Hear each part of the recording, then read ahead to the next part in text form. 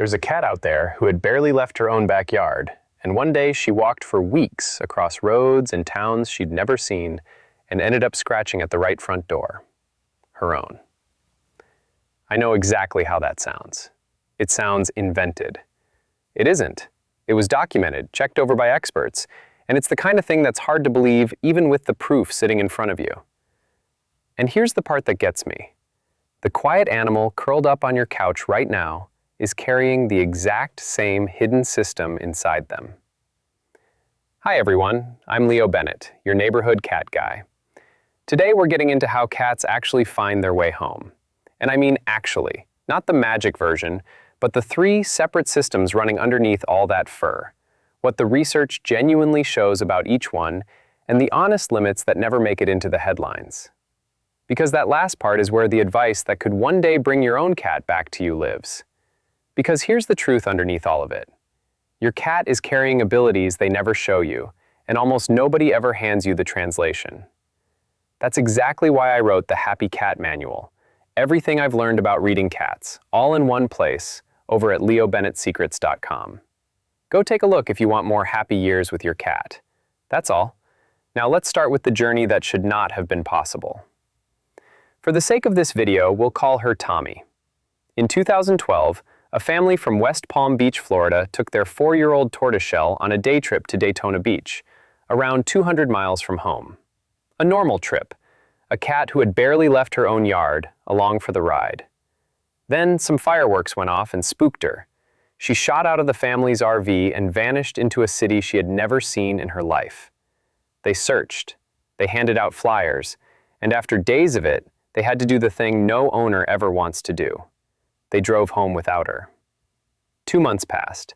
Then a woman living less than a mile from Tommy's actual house spotted a thin, shaky cat barely able to cross her yard. The pads of her paws were rubbed raw. She had dropped from over 13 pounds down to about 7. A vet scanned her for a microchip, and there it was. It was Tommy. She had crossed roughly 200 miles of unfamiliar Florida and landed right back in her own neighborhood. 200 miles. On foot, through roads, traffic, unfamiliar towns, and 2 months of weather, with no idea where she was going except that she was going home. And the experts who looked at the case more or less admitted they couldn't fully explain it. But one detail stuck with them. Tommy seemed to have tracked the coastline the whole way, keeping the ocean on one side, almost as if she were following a map that only she could see. That's the real mystery here. There does seem to be a map, and we are only just beginning to understand how they read it. So what is it made of? Because whatever carried her, it's the same equipment sitting in your cat right now. And it turns out there are 3 parts to it. So let's start with smell, because for your cat, the world is built mostly out of it. A cat's nose holds a staggering number of scent receptors, by some counts close to 200 million, while our own noses make do with a tiny fraction of that. So when they step outside, they're not simply sniffing the breeze. They are reading the whole landscape. Every stretch of ground has its own scent signature. The soil, the plants, a nearby stream, the path other animals took, the smell of one specific yard, one specific doorway. And researchers believe cats build what they call an olfactory map, which is just a clever name for a mental map made entirely of smells. Your cat memorizes the scent layout of their patch the way you know the streets around your home without even thinking about it. You don't recite directions to your own front door. You just go. And on top of that, they leave their own markers, little deposits of scent from the glands in their cheeks and their paws, dotted along their usual routes like breadcrumbs. So when they need to get home, they can follow that trail, drifting towards smells that grow more and more familiar. A bit like following the smell of fresh bread back to a bakery down the block. And some cats can pick up a familiar scent from a few miles off.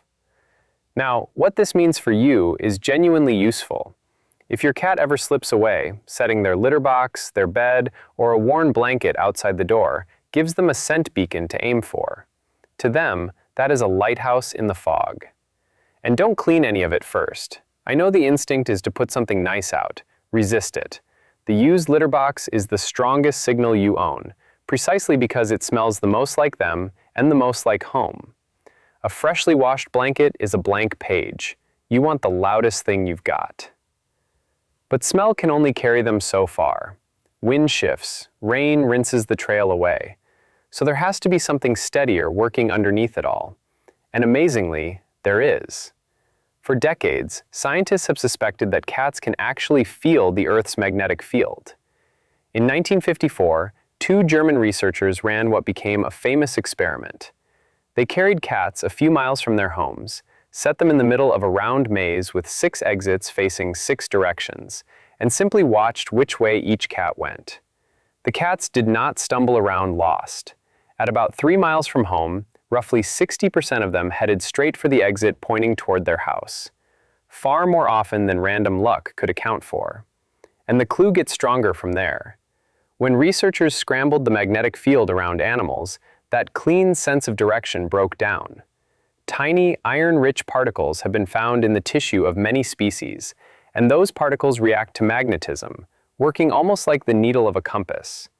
There are even ideas that the iron in a cat's blood, or special cells tied to their senses, play a part in this. Now, a moment of honesty here, because you're not a beginner at this. The cat side of this story is not fully proven. Some scientists are convinced, others stay careful. And birds have been studied far more closely than cats ever have. I'd rather tell you that plainly than sell you something tidier than the evidence. But the same pattern keeps turning up in test after test, and it fits what so many cat parents quietly notice in their own homes. And there's one more layer stacked on top, and it's a surprisingly smart one. Cats appear to keep track of where the sun sits in the sky. By itself, that sounds completely useless, since the sun is always sliding across the day. But pair it with a powerful internal body clock, the very same clock that tells your cat dinner is running 4 minutes late, and it turns into a real tool. If you know the time, and you know where the sun is, you can work out which way is which. Human sailors navigated whole oceans on that exact trick for centuries. The catch is that a sun compass only works when the sky is clear. On its own, it would leave them stranded on a cloudy day. But lay it over the scent map and the magnetic compass, and the full picture finally clicks. Your cat is not leaning on one lucky ability. They are running 3 systems at the same time and checking one against the other, which is how they can hold a steady direction in a place they have never set a paw in before. And that's really the answer to how a cat crosses 200 miles of Florida. Not one miraculous sense, 3 ordinary ones, stacked, each one covering for the others when they fail. The rain takes the scent trail, the clouds take the sun, and there's still something underneath holding the line. Now, here's the part that almost never makes it into the amazing cat stories. The honest research says feline homing is impressive, but limited. In that same maze study, the closer to home a cat started, the better they pointed toward it. Take them farther out, and the accuracy dropped off quickly. Surveys of lost cats line up with this too. Most cats who do find their way back travel 5 miles or less, and only a small handful ever pull off the truly long hauls. Which puts Tommy in her proper place. She isn't proof of what cats can generally do. She's famous exactly because she is so rare. And only about a third of lost cats make it home on their own at all, which is a number worth remembering the next time you hear someone say, a cat will always find its way back. But it gets more surprising still. In that old study, kittens raised entirely indoors in a lab showed no homing sense whatsoever. None at all.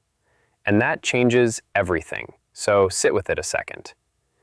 The map is not simply handed to them at birth. It seems to grow out of experience, out of actually being in a space and slowly learning its smells and its shape. Which explains something a lot of owners have seen and never understood. Some indoor cats who slip outside do not bravely set off for home at all. They tend to freeze, go silent, and tuck themselves away within a stone's throw of wherever they got out. It isn't cowardice, and it isn't your cat being dim. It's an animal standing somewhere with no map at all. Everything they know stops at your front door, and one step past it, the page goes blank. So if your indoor cat gets out, don't picture them striking off across the county. Picture them close. Search low, search quiet, and search near the door they came out of, at the times of day when it's still enough for a frightened cat to feel safe answering you. And there's one more place this matters, maybe more than anywhere else: when you move house. Because when some cat parents bring their cat to a brand new home, the old internal map still stubbornly points back to the old address. Everything they know about where home is now wrong. So it helps to keep a newly moved cat indoors for 2 to 4 weeks while they quietly redraw the whole thing. Let them build the new map before you trust them with the door. And get them microchipped, please. Tommy only landed back in her family's arms because of a chip. She walked 200 miles on raw paws, and none of it would have counted for anything if a vet hadn't been able to scan her and read her name off a screen. So take a look at your cat right now. Yes, that's right, that one. The one who acts personally betrayed when the food bowl sits exactly where it has always sat. The one who gets briefly stuck behind the couch. That same animal is carrying a navigation system most of us will never fully wrap our heads around. Precise and humming away quietly under all that fur. A nose that reads the land. A compass tuned to the whole planet. A clock set by the sun. And it almost never switches on because their entire world is the warm 6 feet between the windowsill and your lap. They have no real reason to use the map. Nowhere they need to get to that isn't already within sight of you. And yet, it is in there somewhere, fully drawn, just waiting. So here's the one thing I want you to carry out of tonight. That map is real, but it isn't magic and it isn't a guarantee. It's built from experience, it works best close to home, and it fails plenty of cats who need it most. Which means the real safety net was never the map at all. It's the chip in their shoulder, the litter box on the doorstep, and those 2 quiet weeks indoors after a move. And if you've ever felt a little silly for how much you worry about a cat who never goes further than the window, don't. Once you truly know what's running behind those calm, half-closed eyes, you start to wonder what else you've been missing this whole time. So tell me in the comments, has your cat ever turned up somewhere they had absolutely no business finding? I'm Leo Bennett. Go and check that microchip is registered tonight.